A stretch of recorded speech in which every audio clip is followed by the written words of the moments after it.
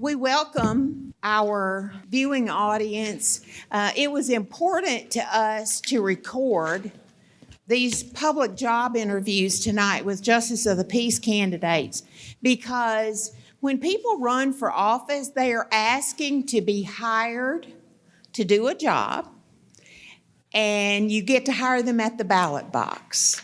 So it is an entirely reasonable expectation that the people have an opportunity to see whether or not these candidates understand the job, and you need to have insights into the character and integrity of the candidates to see if they have a commitment to do the job. Okay? So we like to make sure that we have really good content and we know the questions to ask. We've been doing this a long time.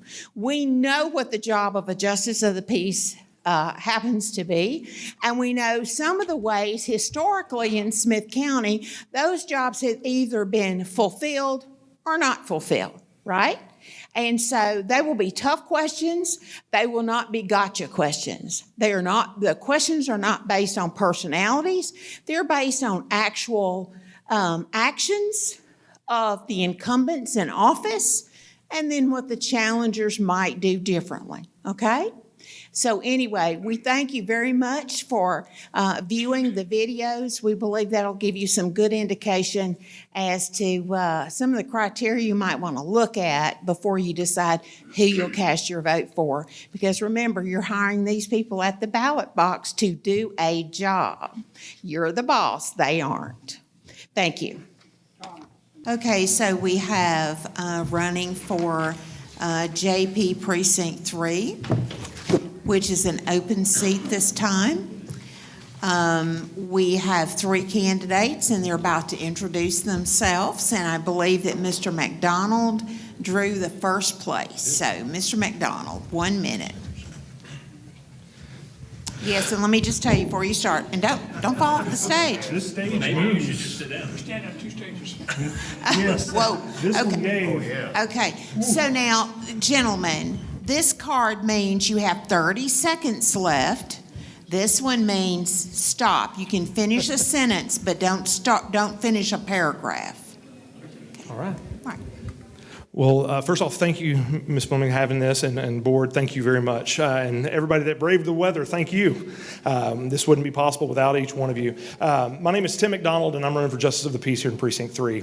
First and foremost, I'm a Christian. I love God with all my heart. I'm a Christ follower, I'm a discipler, and I'm a disciplee. I was born and raised in Jacksonville, Texas, where I graduated high school in 1998. And then I went to Jacksonville College to get an associate's degree and then moved right into Dallas Baptist University, where I got my undergrad in Christian studies. Later on in life, I got a master's in public administration, and I started my law enforcement career in Jacksonville PD and then moved to the Smith County Sheriff's Office, where I currently work as a detective. And it was there that I've worked over 1,500 cases personally. My beautiful wife is back there, and I would be amiss to not introduce her. And my 3 boys are somewhere around here as well. So thank you. Thank you. Kyle, you go next. I hope y'all allow me to just sit down. I don't want to fall over. Okay. I'm Kyle Stowers. I am also running for Justice of the Peace for Precinct 3, lifelong resident of Smith County. I graduated from Bullard, Texas, and went into the Marine Corps right after that. Served in the Marine Corps in the capacity as an assault amphibious vehicle crewman. Upon my honorable discharge from the Marine Corps, I started working at White House PD as a dispatcher while going to the academy at night. Upon graduation of the police academy, I applied at Troop PD, and Troop actually got me the job at New London PD, and they called me and said, "This is temporary. We're going to bring you back once we have another opening." Well, a few months later, they called me, and I've been at Troop PD ever since. I've been there going on 18 years. I'm a master peace officer, sexual assault, family violence investigator. At small agencies, we all wear a lot of hats. I am the lieutenant there, so I actually assist with budget operations and people management. This is my chance to continue to serve my community, but just in a different way. Thank you. Rod. Good evening. I'm Rod Longlinay. I'm your candidate for Justice of the Peace here in Precinct 3, Smith County. I want to start off by saying thanks to everyone for allowing me to be here. And thank y'all for coming. I want to tell you a little bit about myself. I'm married to an amazing lady. She's here tonight. I have 3 beautiful children. They're grown, and I have 2 beautiful grandchildren. My wife and I attend Lakeview Community Church here in Smith County. I started my law enforcement career back in 2001, having almost 25 years law enforcement experience. With all that work right here in Smith County. Running for Justice of the Peace here in Precinct 3 isn't something that I've come up with or dreamed up in the last few years. This has been an ambition and a goal of mine for about the last 12 years. Thank you. Okay, the first question is in 3 parts, and it only takes 30 seconds. So we'll start with Mr. Langlenet. Have you ever declared bankruptcy? No, ma'am. Are you current on all your taxes? Yes, ma'am. Is there any event in your life that would embarrass your parents, your spouse, your children, your pastor, anybody that just loves you so much? Is there anything that you would not want to see on a billboard in Smith County, Texas? Now, if you got something, you don't have to tell us now, but we will call you tomorrow. But that answer is very important, because if we do a background check and we find it, that would be a problem. So, No, ma'am, I do not. okay. Mr. McDonald, do you remember all those questions? I wrote them down. Okay. I've never filed bankruptcy, and we are current on our taxes, and I have nothing that I would be ashamed of to go on a billboard. Okay, all right. Mr. Stowers. Same. I'm current on everything, and there's nothing that I regret. Okay, good. So I hope y'all know why we asked that question. And in fact, when I interview candidates all over the state, I ask them that billboard question, because sometimes things happen that actually in Smith County do end up on billboards. So it's a very important question, so you have to be really honest about it. Thank you for answering honestly. Tom? Okay, so we will start now this round with Mr. Stowers. Do you consider the JP to be a full-time position? Yes or no? And there's a follow-up. Yes. It's reported that some JPs are often not in the office on a regular basis to sign warrants, et cetera. How many hours a week do you plan on being in the office on average? Over 40 is needed. I know that the JPs are also on call, and sometimes they're going to have to go to the jail for magistrations, but other than that, and for being call-outs to inquest, I plan to be in the office during office hours. Thank you. Mr. Langley? Same question. The answer to that is yes, I do believe that. It is a full-time position, and you're paid to work 40 hours, and you should at least do 40 hours. And I know it's being a JP, you're going to work more than that, but you got to at least do your 40 hours. You're paid 40, you need to work 40. Thank you. Mr. McDonald? There's no doubt in my mind, absolutely, and it's going to be more than that. Having worked as an investigator and had many, many warrants go before a judge, and having them available, I've got a very good example that has been set, and I want to carry out that precedent that they've set to be available to the officers on the street, having been one of those, and to where there's never a question whether or not I can be relied on. Yes, definitely full-time and more, and in the office as much as I am capable of, pending other engagements with this office. Thank you. Okay, let's see. We will start with Mr. McDonald on this question. The rotating on-call JP is responsible to arraign inmates at bonds at the jail, as well as conducting inquests for decedents. If you were on call, would you still go into the office and hold court to serve the citizens, or would you stay at home during your on-call week? Having worked many of on-call, matter of fact, I'm on call right now. I'm used to being called out in the middle of the night, working for sometimes up to 48 hours, going home and sleeping for a few hours, coming right back out and doing what you have to do to get the job done. since I'm already versed in that and already immune to that, my family is used to that.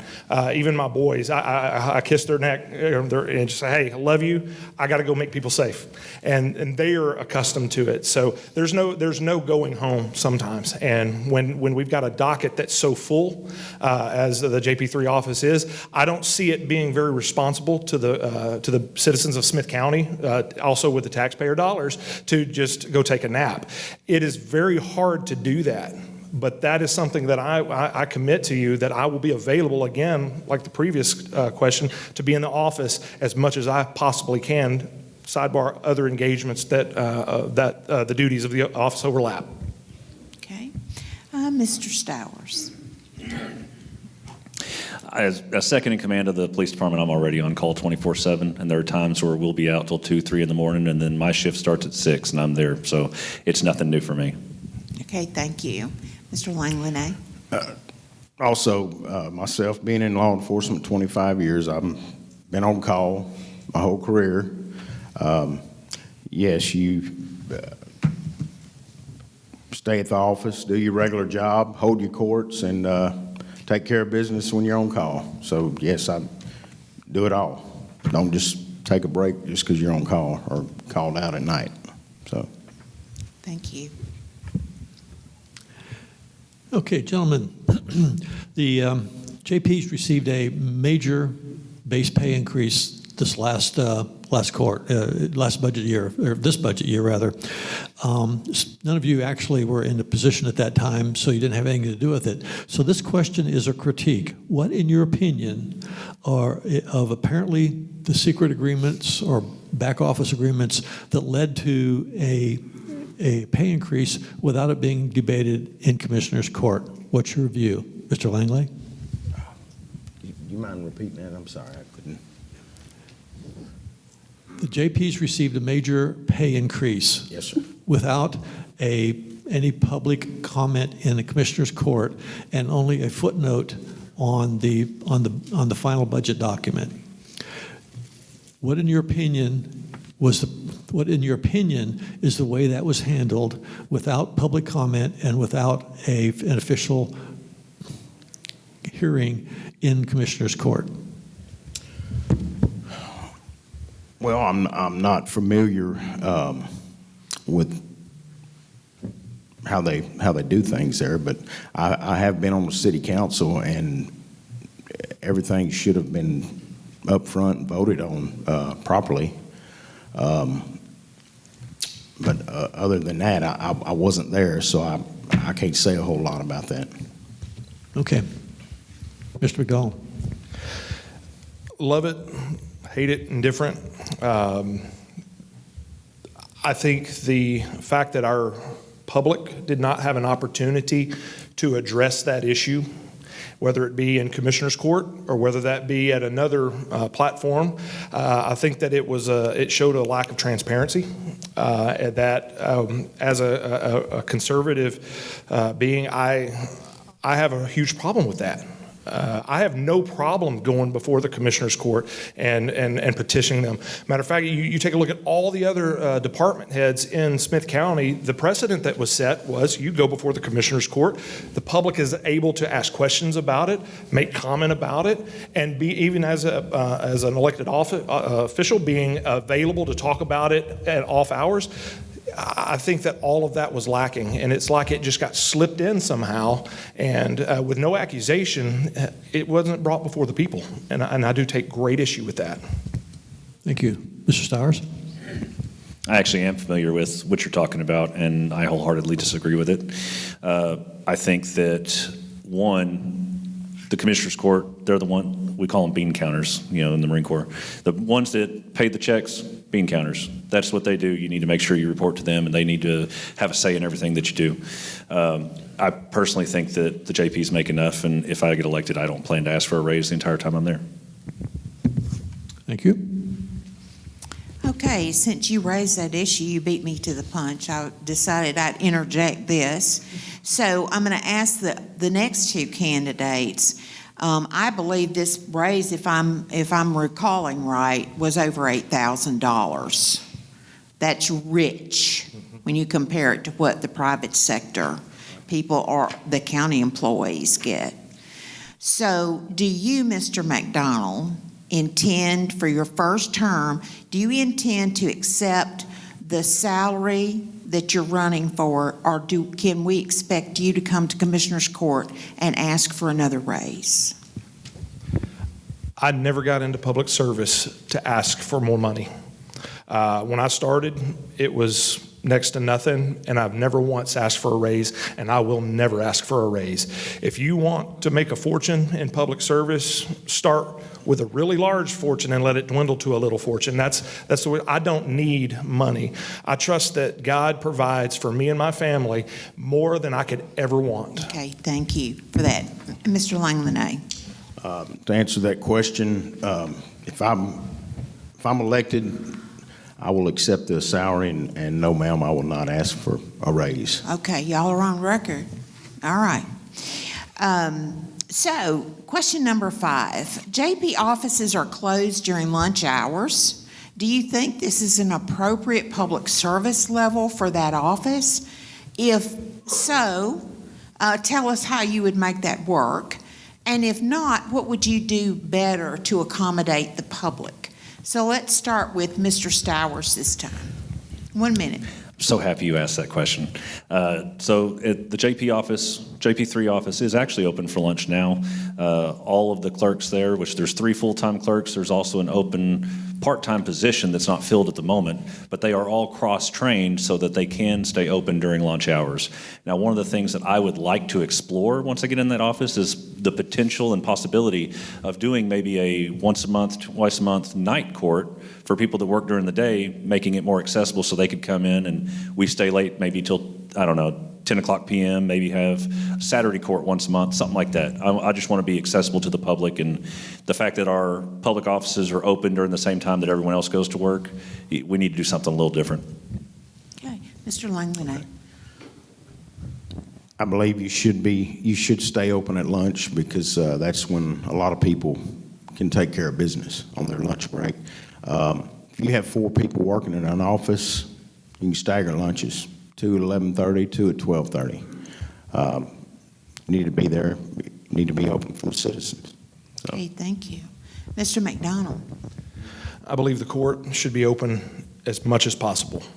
And there is a thing that we do every 2 weeks. We complete a time card.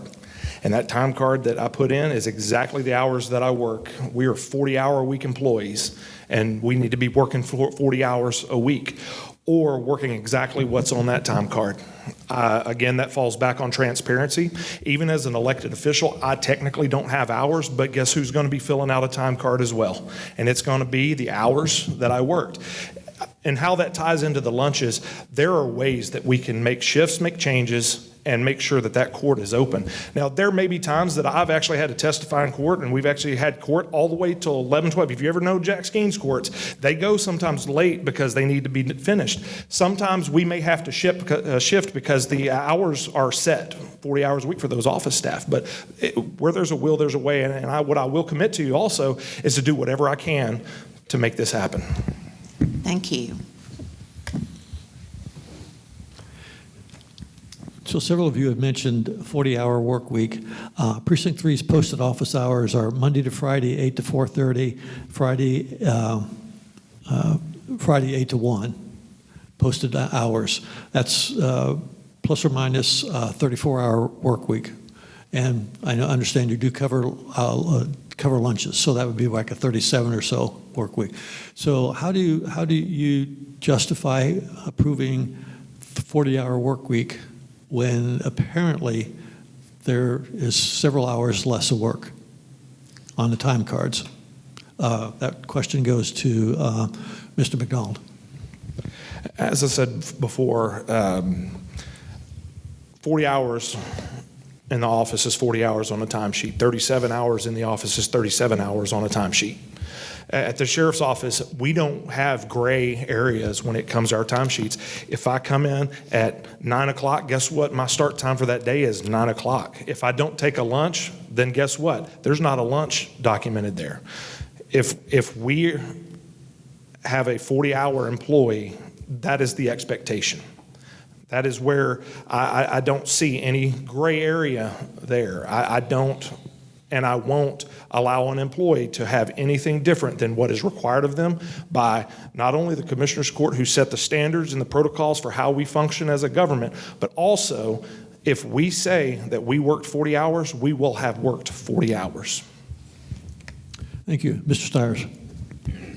So it's mine. I actually spoke with Judge Meredith about this because I asked him about that particular discrepancy. And he said that the clerks actually get a 15-minute break in the morning, a 15-minute break in the afternoon, and they actually skip that in order to make the hours work. I have not actually seen their time sheets to see how that works, but I do intend on them working 40 hours. We're going to be completely transparent with the hours. I'm going to make this short and sweet and simple. When I'm elected, I will give them the choice, either 7:30 to 4:30 or 8 to 5, Monday through Friday. And if you're scheduled to work 40 hours and you're paid for 40 hours, we're going to work 40 hours at least, or I will. They'll work 40. And I'll work over. Of course, I'd have to, but they'll work their 40 hours. Thank you. Thank you.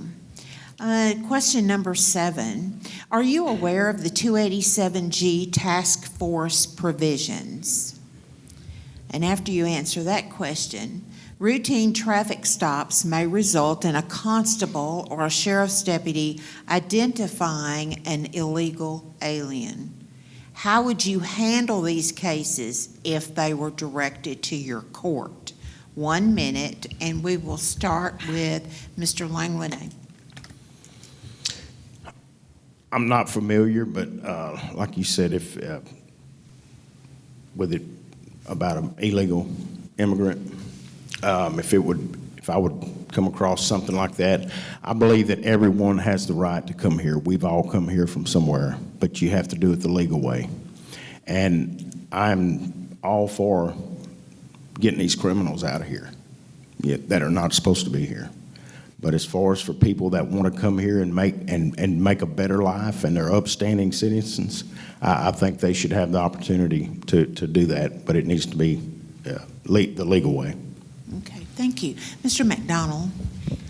Yes, as a member of the Sheriff's Office, we are a part of the 287G program, and we have initiated different task force responses alongside ICE on many occasions. The whole idea of it is, what does the law say? I don't get to pick and choose what the law says. I don't get to pick and choose which part of the law that I get to enforce. However, there are ways that are appropriate and to the letter of the law, and we have followed those. Some people, don't understand the intricacies of how a federal agency and a state local agency work together. There's a little bit of discrepancies and butting of the heads, but what we've come to grips with at Smith County is, as long as we are not violating the rights of the citizens and we're not violating any law, we're going to do what we have to do to make sure that law is upheld. And it doesn't matter whose feelings we hurt. It doesn't matter. We are law enforcement.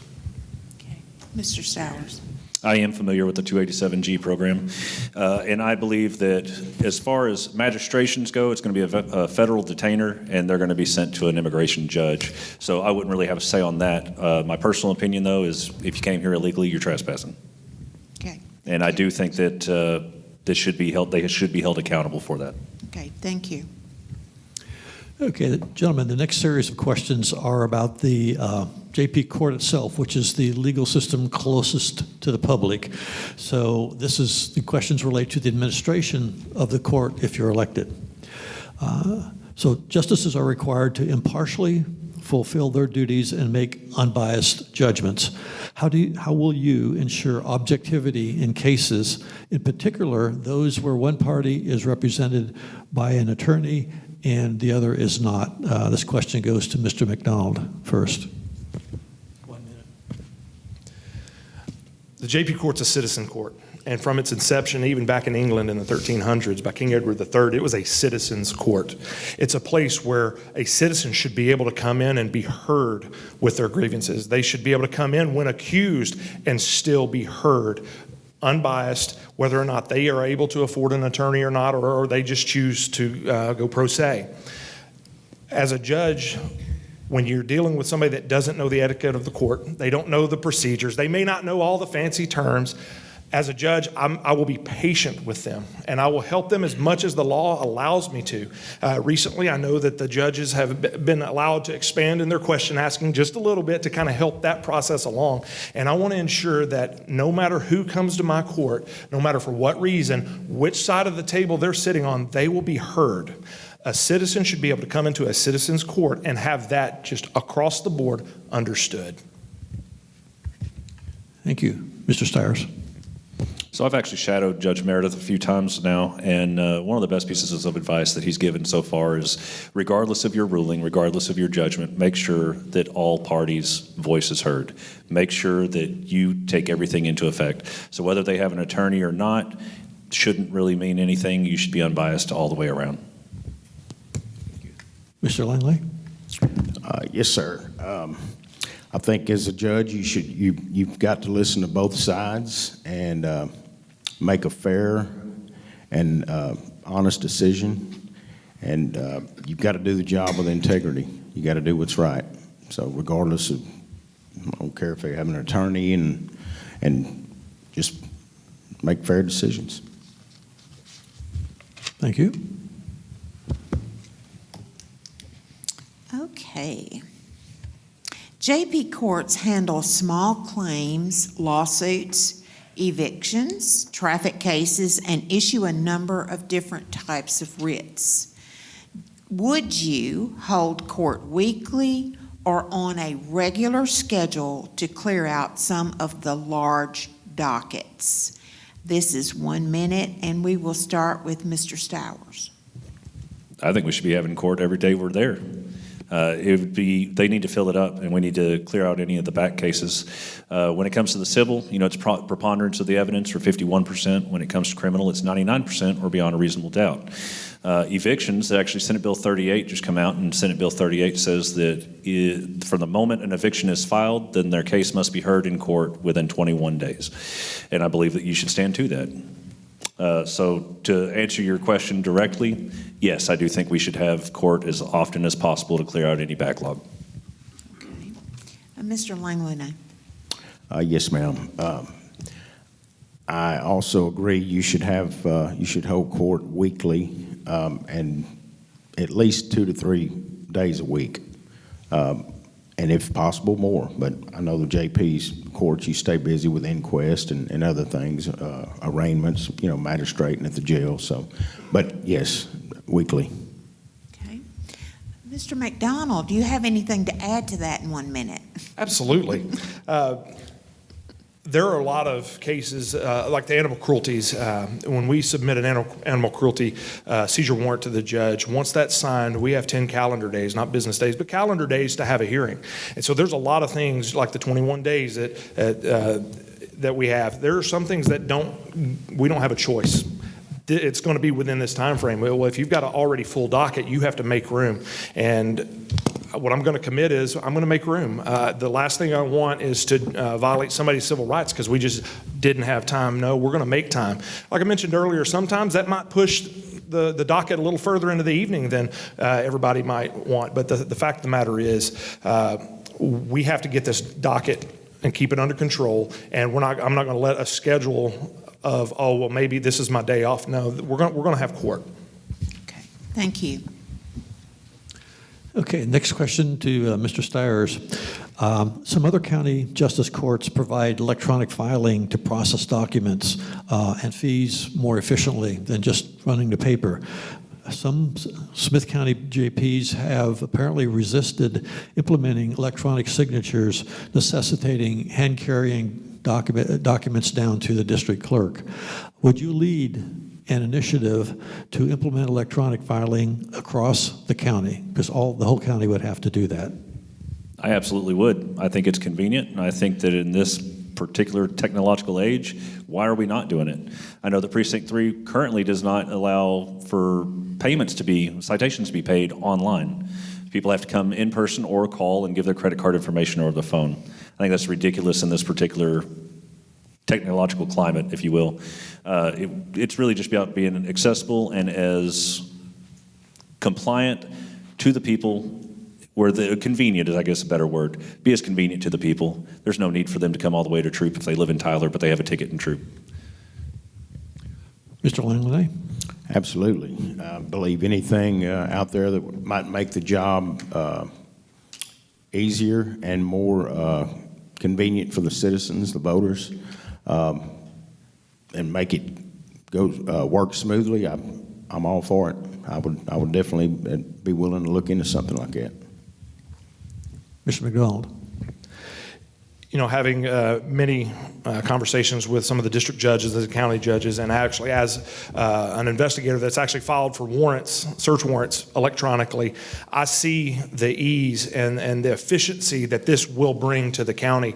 And many times when you bring efficiency, you bring either lower costs or you bring the ability to do more for the citizens, the average Joe taxpayer. The whole idea of bringing on electronic filings and things like that. I was in IT before I was in law enforcement, and you can follow electronic more than you can ever follow who signed this actually pen. Case in point, our little incident in the White House with that auto pen situation. With the digital world, having filed cases because I've followed them with whether it be child pornography cases or just stuff that we've followed in their phones, we've actually apprehended major criminals because of how we're able to follow that. There are ways that we can do this securely. It's already in place. Whether it be fear or whatever the case may be, I'm all for making that step with the other judges. Okay, thank you. Each precinct has its own courtroom.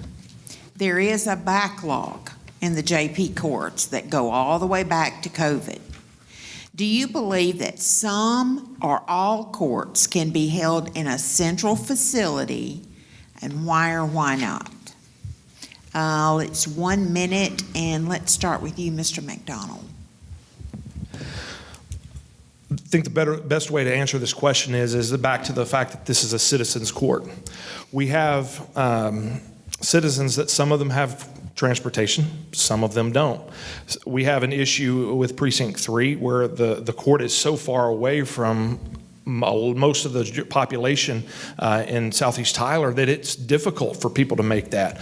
Even back to the lunch break thing, if they had, even when the courts are open on lunch, if they live in Southeast Tyler, they can't make it to Troop and back to their job. And so I think having a central location in the precinct for that court is ideal. Now, I do say that with the understanding that I don't think that right now is a great time financially and fiscally responsibly to go off and say, hey, new courthouses for everybody. The courthouse we have in Troop is sufficient. It takes care of the job and all of the needs that we have. But at some point, I would like to see a centralized location so it's fair and more accessible to the populace. Okay, so let me clarify a thought here. By central facility, we're really talking about having court, all the JP courts having court downtown to be close to the district attorney's office. Okay. So that there would be some facilitating of moving these backlog cases. Okay. You know, it's like a super court day. And of course, you have to work with the district attorney, et cetera, but could you take 30 seconds to address that situation? Would you be interested in exploring that? Absolutely. Across the board, absolutely. I want what's best for the citizens. I don't care. I literally don't have a dog in this fight. What my fight is if I can do something that's going to make it easier and, again, more efficient, more cost-effective, sign me up. I'm 100% in favor of it. Okay. Thank you very much. Mr. Stowers. To go off what he said a minute ago, I think that JP3 is already in a good centralized location. But to answer your question, yes, I would absolutely show up downtown to have like a super court day so that we could knock out as many cases as possible. I think that's a fantastic idea, and it needs to happen. Okay. Mr. Langley. I have to agree with these two gentlemen. One thing you could do is if you have some cases that are closer to the office where it's at now in Troop, you could have those there. And the ones further away, I'd be totally fine with having it in the central, downtown. Okay. That'd be good. Thank you. Next question. Justice courts have original jurisdiction on cases of forcible entry and detainer, evictions. How familiar are you with these laws, and how will you continue to remain competent in this changing area of the law? First question, 1 minute to Mr. Stiers. I'm actually pretty confident in it. One of the things with police officers, we don't deal with civil a lot, and so what I've done is I've been taking online classes through the Texas Justice Courts Training Center, and I've actually refreshed a lot of my civil stuff because I haven't gone through civil since the academy. So I have refreshed myself. That's how I know about Senate Bill 38 and the 21 days. I know about the posting requirements for evictions. I do believe that if there's a lease and the lease is still in effect, then they need to abide by that because it is a lawful contract. But I do think that I'm pretty confident with it. I'm pretty knowledgeable about all the laws. Thank you. Mr. Langlanay? Yes, sir. On the eviction cases, the steps have to be, the proper steps have to be taken with the landlord, giving the notice on the door, and then filing the eviction. And it has to be done right. And as far as for the laws, yes, sir, I would definitely, you have to stay up to date on them, on the new laws on that, evictions. Thank you. Mr. McDonald? Again, this is where we can take a case-by-case look at everything, every eviction that comes in. They all have their own intricate details, and being able to take in that information and make judgments on what does the law say. The law is ever-changing with civil. If you ever stop getting educated, you are already miles behind. So just constantly staying up on the changes, especially in civil and specifically evictions, knowing when those, with the dates, like there's several that are changing in April across the gamut with the JP's office, knowing when those changes are made, knowing exactly how you're going to handle those, having a plan in place, but also doing things that keep the court efficient, not allowing defendants to drag their feet with paupers affidavits and things like that, because again, that backlog is serious, like we just previously mentioned. But with evictions, there's simple thresholds that the law specifically states. Do they owe you money, and can you prove it? And have you been properly notified? And sticking with that.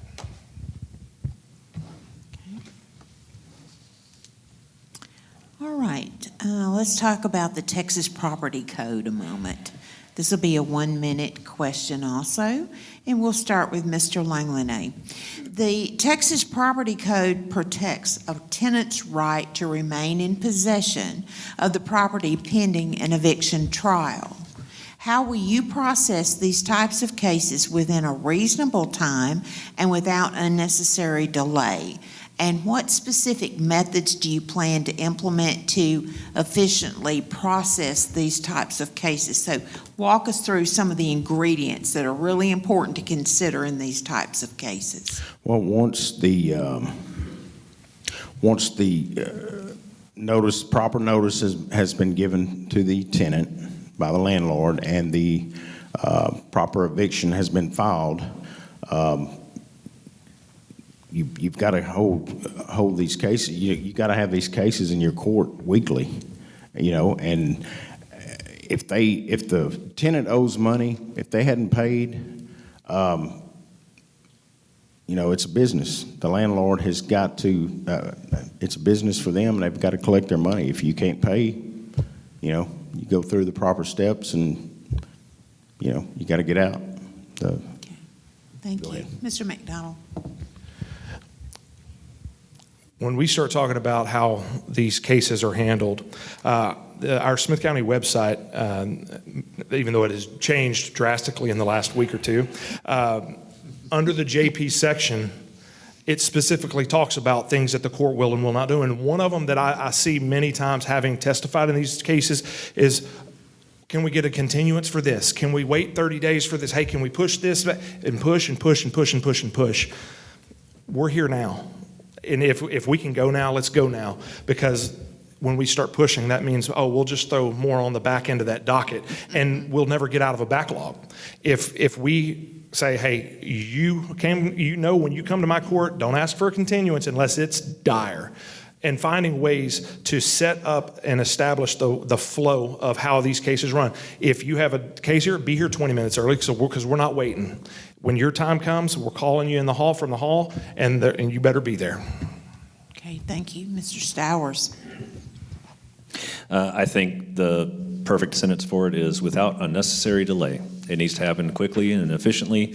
And some of the things I think we could do a little bit more efficient is maybe having like a Zoom court. If you've got, there's a lot of tenants that live out of town, and part of the hardship of it is scheduling it to where they can be here.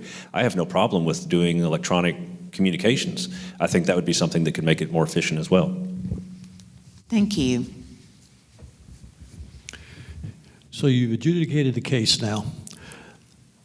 When a written lease between a landlord and a tenant provides for the landlord's recovery of unpaid rent and potentially other sums, how would you ensure that the prevailing party is awarded the full amount of damages the party is legally entitled to?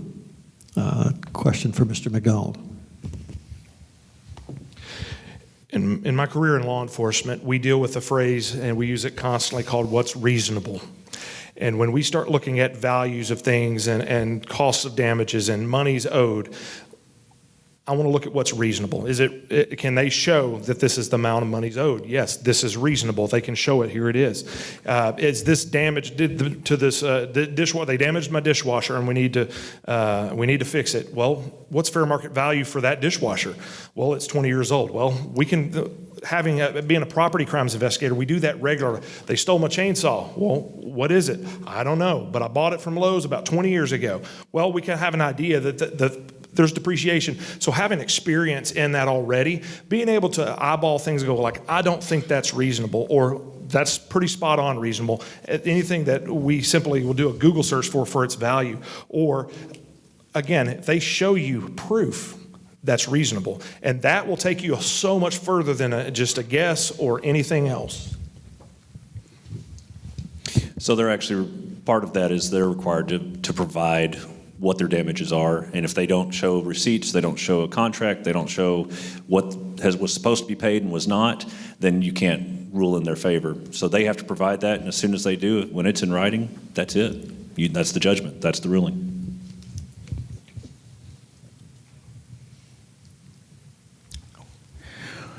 Well, with the proper documentation from the plaintiff showing that this person owes them this money, if, like he said, if you don't have the proper documentation, you can't rule in favor for them. But if they do, then you rule in favor, but you got to be fair. Thank you. Thank you. Okay, one of the most important duties for a justice of the peace is setting bond. Magistration is a very serious point in the process.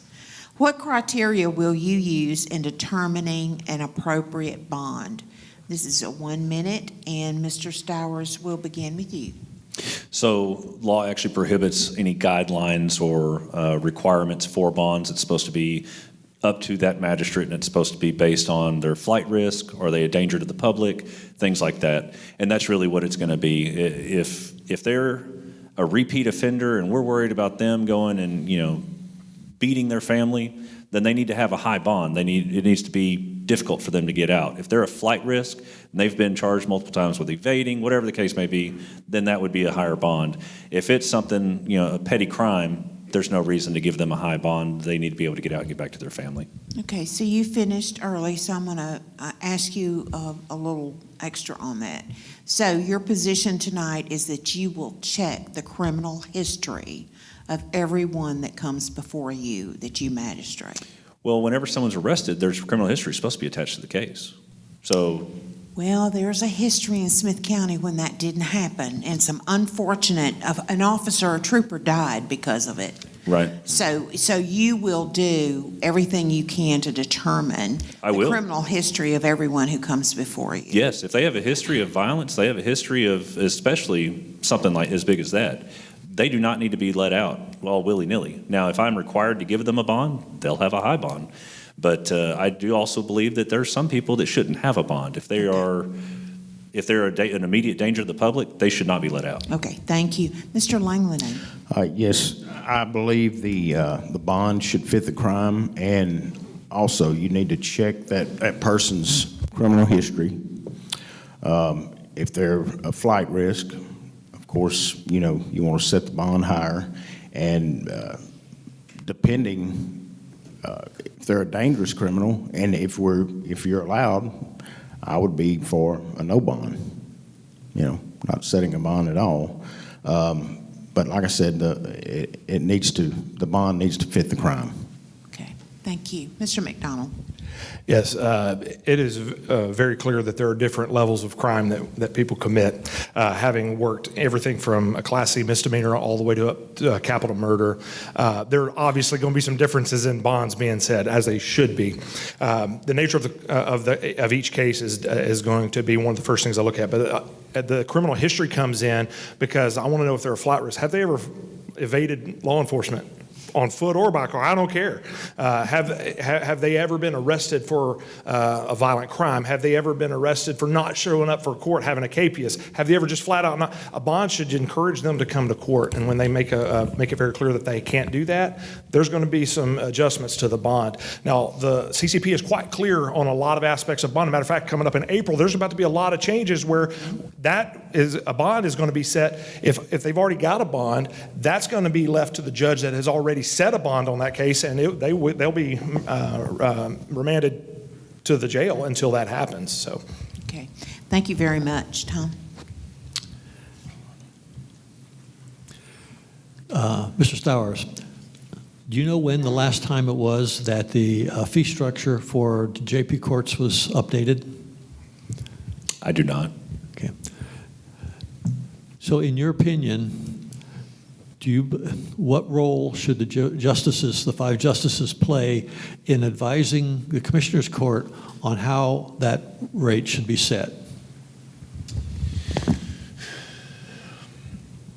I think it's based on the needs of the community. I would have to look back and see when the last time those rates and those schedules of fees were changed. They need to be updated if it's been a while.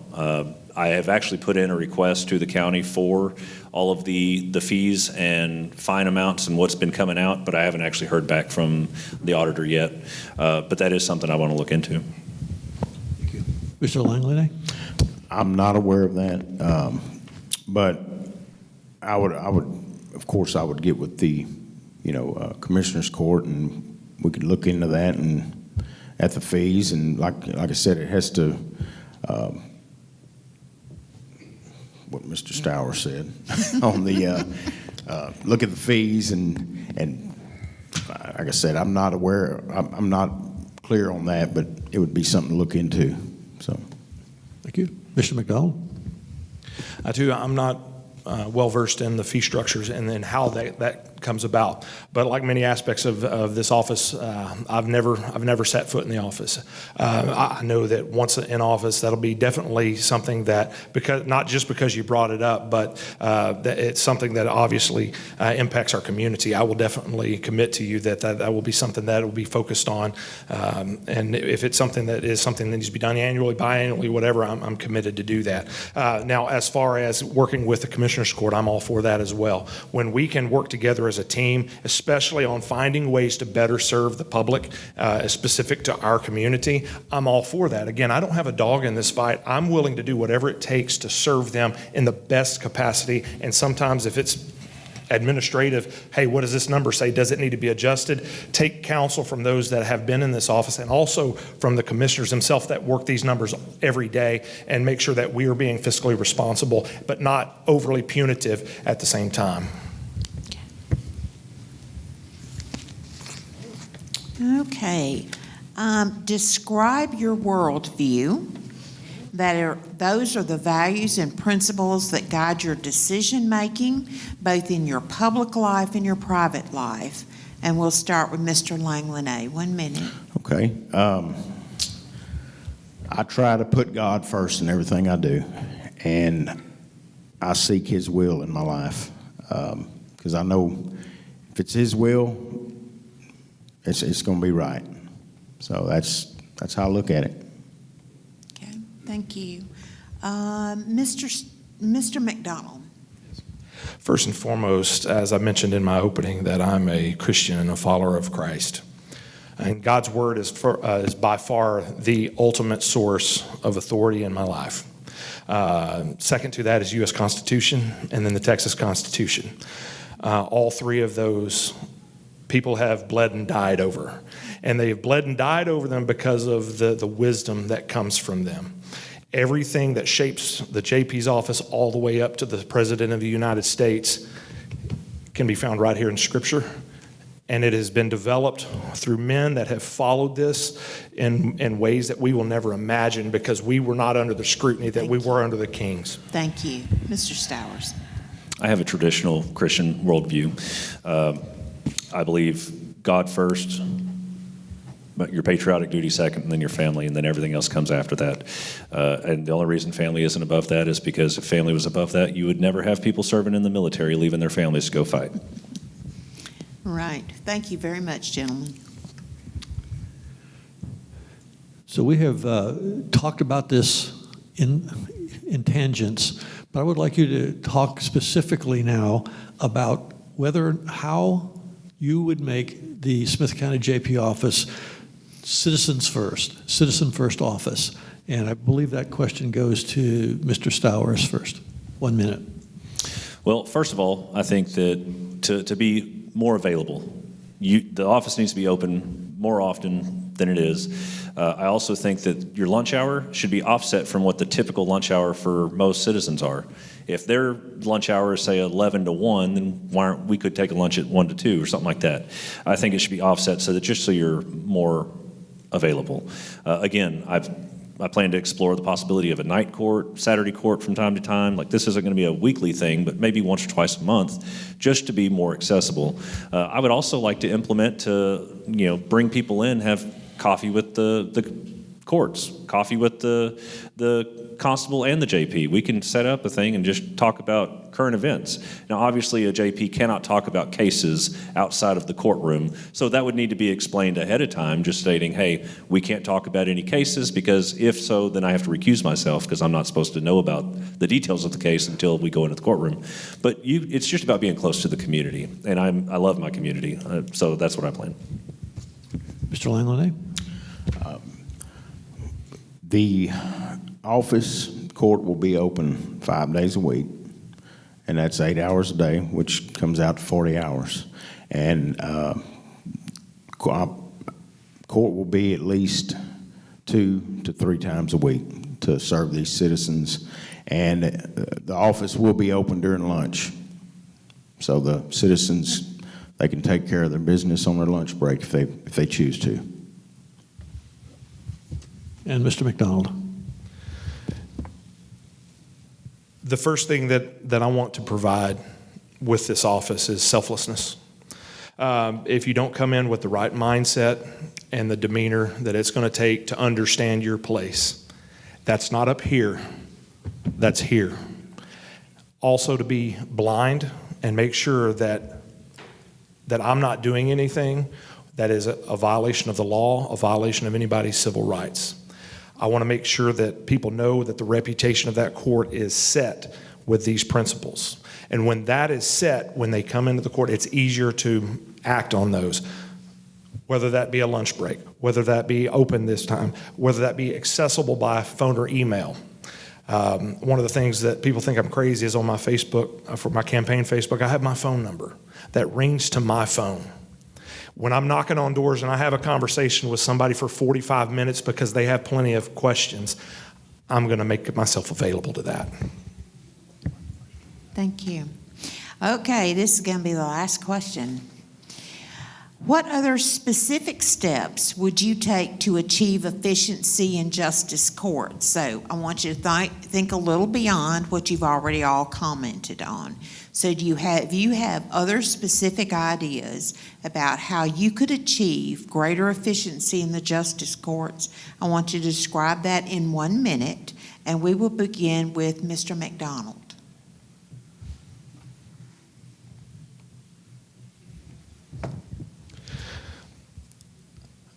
The first thing I would do is have a very sincere and close working relationship with my staff. Without that staff, that office cannot function at all. Utilizing their gifts and talents and their experience in that office, coupled with the experience that I'm also bringing to the table in my understanding of the docket and the way things have functioned for years, and also being up with the changes, making sure that we have a plan for every day that we step foot in that office. When I'm on call and I'm doing arraignments and all that there is a plan and an understanding that this is what we will do. When we have a plan and there's not a lot of unknowns, people tend to work a lot more comfortably, less fearfully, and able to make decisions and know that they are doing the right things. So efficiency with a plan, I think, is the very first step. Okay, Mr. Stowers. I agree with the first part of that when it comes to the clerks in that office. The chief clerk is Katrina. She is a hard charger. That woman works for every dime she gets. Michelle and Christina are the other clerks, and they are amazing as well, and they do a fantastic job, and they're part of what makes that office run as smoothly as it does. Some things I would like to implement, like I said earlier, would be bringing it more into the technological age, having Zoom meetings, Zoom court dates, or Zoom court sessions. I think that it's the Stone Age at the precinct court, and we need to bring it into the technological age, and I think that would speed everything up a lot more. Okay, thank you. Mr. Langland. I went to Judge Meredith's court one day, and his chief clerk, Katrina, she's awesome. She had these cases ready when he was ready to go on that bench. I think there were 16, and it went, I mean, as smooth as ice cream. I mean, it just bam, bam. I would continue that because, I mean, it ran smoothly. And if there's any way to make it go any faster or smoother, she's got 17 years experience as that chief clerk. I would sit down with her and we could put our heads together and see if we could come up with another way to make it even faster and better. Okay, thank you. So, yes, now it's time for rebuttal. So now I'm going to clarify this because it can be a rebuttal if you think you have been unfairly charged with something, or it can be extended comments, right? So if you've got something you really wanted to say and you didn't get to say it, this is your time to do it. And it will be 1 minute. So we will start with Mr. McDonald. And this is one we can stand on, correct? Yes. Yeah, okay, thank you. Yes. I'm going to do it carefully this time. There, I found the edge. I'll catch you. As the JP, there are so many factors that go into being an efficient and productive court. One of the things that I want to expound on is a little bit more into my experience as an investigator, where I've investigated over 1,500 cases personally that have been assigned to me. And that's not including the cases that I've gone out on call-outs with the lead detective to help on homicides, suspicious death, child death, and other major crimes. For over 12 years, I've dedicated myself to the service of Smith County in that aspect.